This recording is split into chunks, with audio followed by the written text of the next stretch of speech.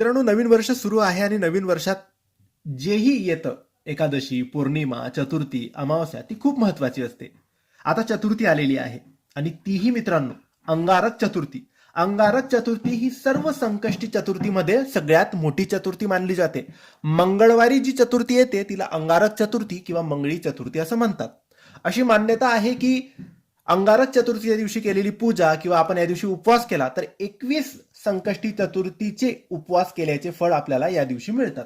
तर या दिवशी तुम्ही एक छोटंसं काम करायचं आहे, ते म्हणजे तुम्ही गणपती बाप्पाच्या मूर्तीसमोर, फोटोसमोर, घराच्या मंदिरासमोर बसायचं आहे किंवा जवळपास जर गणपती बाप्पाचं मंदिर असेल तर तिथं जाऊन तुम्ही 21 दुर्वा तुमच्या दोन्ही हातात घेऊन डोळे बंद करून तुमच्या मनात जीही इच्छा असेल, जीही कामना असेल, जेही तुम्हाला हवं असेल, जोही संकल्प असेल, जे तुम्हाला मागायचे असेल ते मागायचं आहे आणि गणपती बाप्पाच्या चरणाकडे, त्यांच्या पायांकडे ते 21 दुर्वा ठेवून द्यायचे आहे. मग तुम्ही हा उपाय तुमच्या